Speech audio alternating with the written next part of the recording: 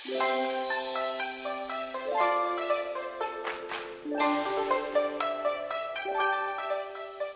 còn khoảng vài tuần nữa thôi là danh sách Michelin 2025 dành cho Việt Nam sẽ được công bố. Và mình đã tìm tới Long Triều, một trong 3 nhà hàng và cũng là nhà hàng Quảng Đông duy nhất tại Sài Gòn, có tên trong phân hạng 1 sao từ Michelin. Tại đây thì mình đã gọi thử nhiều loại tiệm sắm đặc trưng, kết hợp với nhiều kiểu biến tấu độc đáo từ những nguồn nguyên liệu được cho là thượng hạng nhất hiện nay như bào ngư, vi cá, trứng cá tầm và nấm truffle. Nghe thì có vẻ cầu kỳ, nhưng giá trị nguyên liệu chưa chắc là sẽ đảm bảo cho một món ăn ngon. Và bên cạnh đó thì mình cũng rất muốn biết xem là với một nhà hàng món Hoa, 1 sao Michelin thì sẽ có gì khác so với những nơi mà mình đã từng đi. Còn bây giờ thì xin mời mọi người cùng xem và trải nghiệm cùng với mình nhé. Thân chào các bạn đã trở lại với Chef Cooking and Sharing. Hiện tại thì mình đang có mặt trước tòa nhà Times Square nằm ở mặt tiền số 36 Nguyễn Huệ. Nếu các bạn đi bên đường Đồng Khởi thì cũng được ha. Tòa nhà này có tới 2 mặt tiền lận và cả hai đều là những con đường danh giá nhất thành phố. Bên trong thì tiếp tục họ lại có thêm một khách sạn cũng thượng lưu không kém, đó chính là khách sạn 6 sao The Reverie Sài Gòn. Một khách sạn nếu mà xét về mặt thâm niên trong ngành thì chỉ mới có 10 năm thôi, nhưng sự xa hoa và tráng lệ thì có thể nói là thuộc top đầu Việt Nam. Và nhà hàng trưa nay mà mình ghé thì sẽ nằm ở tầng 4 của tòa nhà. Các bạn không nhớ thì cứ hỏi các anh bảo vệ hoặc là doorman ở đây, họ rất là nhiệt tình. Có 2 khách sạn mà mình đã từng đi là Renaissance và chỗ này là sự thân thiện, nụ cười đi trước của tất cả các bộ phận gần như là đồng bộ. Yếu tố này mình muốn nhấn mạnh vì không phải khách sạn nào cũng được như vậy đâu. Nói chung cái không gian khi mà bước từ ngoài vào nó không có bị tương phản quá nhiều. Mặc dù đường nén kiến trúc hay là nội thất các bạn sẽ thấy nó có phần hơi bóng bẩy một chút. Chỗ nào cũng ống ánh sắc vàng rồi pha lê các thứ nhưng tụ trung lại rất là hòa nhã. Có sự liên kết chứ không hẳn là để phô trương. Và đây là bàn ăn của mình, một chiếc bàn tròn đã được set up sẵn dành cho 2 người với tầm nhìn hướng về phố đi bộ Nguyễn Huệ.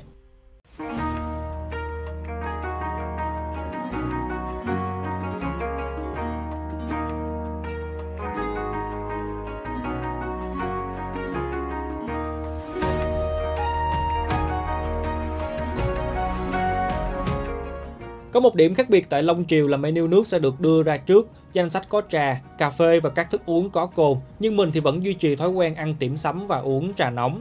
Trưa nay thì vợ mình chọn trà Bửu Lĩ, còn mình thì thử Long Tỉnh, mức giá sẽ được tính theo đầu người và châm đầy xuyên suốt bữa ăn.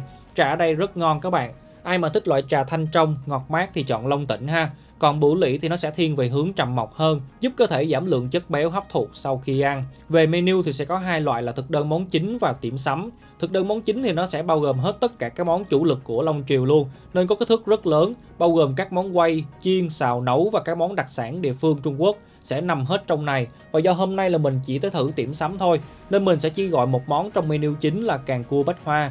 Còn lại thì các bạn có thể tham khảo thêm menu online của nhà hàng ha. Nói chung đa phần vẫn là món Quảng Đông và mức giá trung bình sẽ dao động từ 500 cho tới hơn 1 triệu một món. Trong khi đó thì thực đơn tiệm sắm lại có kích thước gọn gàng hơn, được in một mặt. Tuy nhiên cỡ chữ thì nó sẽ hơi nhỏ, mình không chắc là quý khán giả đặc biệt là các cô chú xem có rõ không, nên mình cũng sẽ tóm tắt luôn là số lượng tiệm sắm buổi trưa là hơn 20 món. Buổi tối thì chỉ có khoảng 10 món thôi và mức giá trung bình cho một phần tiệm sắm ở đây là hơn 200.000. Có món thì bán theo đầu người, theo viên, có món thì bán theo phần các bạn nha.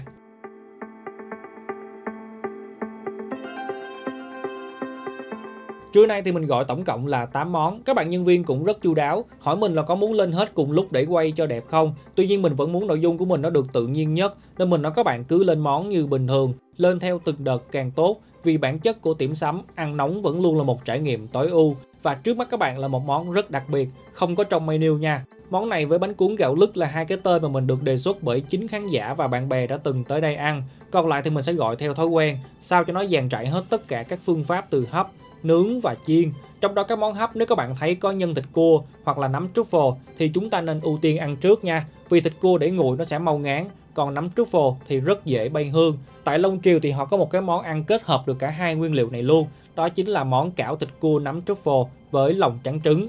Cảm quan về mặt hình thức thì mình thấy lớp bột bên ngoài họ làm khá trong, nó giống với kiểu cảo thủy tinh nhưng bên trên sẽ là một chút nấm truffle nhuyễn. Hình như là có thêm dầu nấm nữa nên cái hương thơm mình nghe có một chút độ ngậy. Còn về hương nấm thì thực sự là rất khó để diễn đạt, vì thứ nhất là nó nhẹ và thứ hai là nó phức hợp từ nhiều mùi hương giống gỗ, hạt và đất lại với nhau, nên ăn thì biết thôi chứ dùng từ ngữ để diễn tả nó cũng không được bao quát cho lắm. Còn về phần nhân thì cực kỳ thanh tao, Họ sử dụng lòng trắng trứng để làm nền, kết nối giữa thịt cua và nấm truffle, nên tổng thể hương vị của món này bạn sẽ cảm nhận được vị ngọt thơm từ thịt cua tươi, độ mềm mướt từ lòng trắng trứng và nấm sẽ đóng vai trò làm hương vị vành đai thôi. Nó không đi sâu, nhưng trong suốt quá trình thưởng thức, lúc nào hốc mũi bạn cũng phảng phất cái hương thơm từ nấm. Và món ăn thứ hai là bánh cuốn gạo lứt tôm chiên. Món này thì mình được một bạn khán giả đề xuất với lời khen là có 102, chưa tìm được ở đâu làm được như vậy, và mình cũng đồng ý với bạn luôn. Đây là dĩa bánh cuốn gạo lứt ngon nhất mà mình từng ăn. Ở miếng đầu tiên thì mình đã thử không chấm với nước tương, ép nhẹ phần bột bên ngoài và cắn thử thì thấy phần dầu bên trong rất ít, đa phần là lượng nước ngọt từ trong thịt tôm và hành non tiết ra. Phần bột rế chiên xù cũng có một hương thơm nhẹ gần giống với tempura, và điểm là mình ấn tượng nhất đó chính là lớp vỏ bánh cuốn. Không chỉ đẹp, tráng mỏng đều mà nó còn giữ được cái hương thơm rất riêng từ gạo lứt. Ở một số nhà hàng mà mình đã từng ăn, hương vị của gạo chưa thể hiện được rõ ràng như ở đây. Và tới khi ăn chung với nước tương thì cái hương vị đó nó lại càng đậm đà hơn nhờ mùi tương đậu lên men và không hề bị mặn nha. Có thể là bếp họ đã pha lại rồi. Nói chung bánh cuốn gạo lứt tại Long Triều với mình là xuất sắc. Ở lượt lên món tiếp theo thì nhà hàng đã mang ra thêm 2 sửng há cảo và xíu mại, được bán theo viên, mỗi viên là gần 200.000. Mình nghĩ mức giá này sẽ khiến nhiều người bất ngờ, vì nếu các bạn đi gia đình 5 người, ăn mỗi người một viên thôi là hết 1 triệu rồi đó. Và hôm nay thì mình sẽ thử xem một viên há cảo với giá 200.000 thì có gì khác ha. Đầu tiên về mặt hình thức là rất bình thường, nó chỉ lớn hơn kích cỡ thường thấy một chút thôi, và bên ngoài là họ trang trí thêm một lá vàng thực phẩm. Tuy nhiên khi mà gắp ngược xuống thì mình phát hiện ra bên trong viên cảo còn có một phần nước súp khá thơm, có độ trong và óng ánh đặc trưng của gelatin. Mình thử cắn vào một góc nhỏ thì lúc này nó tiết ra một cái chất súp khá ấm các bạn, độ thẩm thấu có thể nói là rất cao. Chưa cắn vào nhân nữa mà đã nghe vị tôm trong súp rồi. Và khi mình cắn sâu vào viên cảo, lúc này cái độ mềm mướt từ vi cá, dẻo mịn từ vỏ cảo và ngọt ẩm từ nhân tôm nó mới tiết ra rõ nét hơn. Súp tuy hơi ngậy nhưng húp vào rất cuốn, nó không đọng lại quá lâu trong khoang miệng. Ai mà kỹ hơn thì có thể dùng thêm trà bổ lĩ để làm mới vị giác cho các món ăn tiếp theo.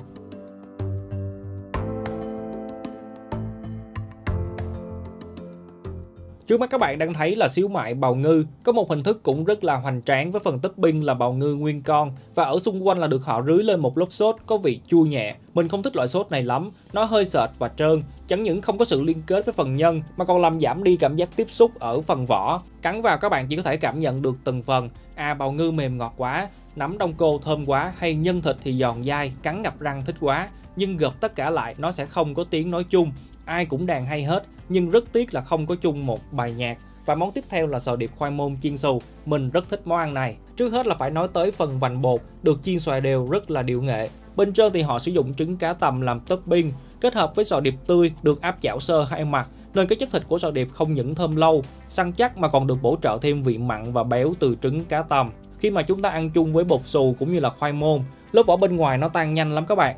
Chạm vào lưỡi là tan liền, không hề gắt dầu, và phần khoai môn lúc này đơn giản chỉ là lớp nền xúc tác cho các hương vị mặn, ngọt, béo, bùi kết hợp với nhau. Kể cả khi cho thêm phần sốt nấm, mình có lỡ tay cho hơi nhiều, nhưng phần bột và khoai môn vẫn dung hòa được, rất hay. Một món ăn nữa mà mình cũng đánh giá khá cao đó chính là món sườn hấp tỏi thơm.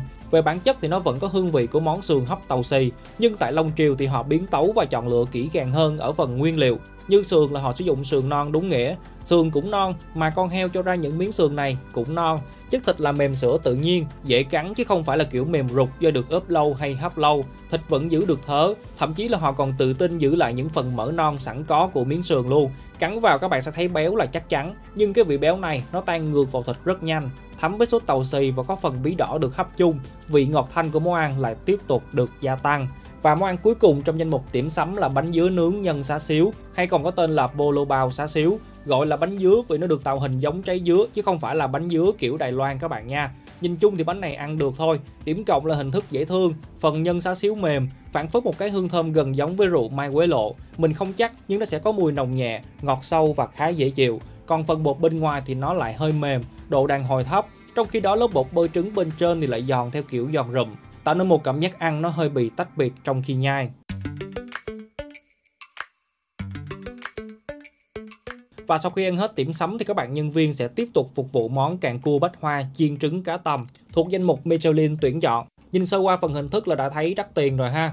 Cực kỳ sang xịn mịn với những nguyên liệu có giá trị cao như trứng cá tầm, thịt càng cua, tôm quết và sợi sò điệp khô. Bên dưới sẽ là một loại sốt có độ sệt nhẹ, và do là họ đã rắc hết sò điệp khô lên rồi nên hương vị và vị ngọt hầu như là đã được dẫn dắt bởi hương vị mặn mà đặc trưng của sò điệp khô. Khi ăn món này thì nhà hàng sẽ cho mình một bộ dao nĩa riêng. Thao tác tiếp theo mà mình đang làm là cắt đôi nó ra. Nhưng trước khi cắt thì các bạn nhớ lấy cái phần trứng cá để qua một bên ha. Đừng để nó thấm xuống phần nước sốt lâu quá, nó sẽ bị mềm nhão. Và bên trong nhân sau khi tách ra thì mình thấy cái phần càng cua cũng khá đầy thịt.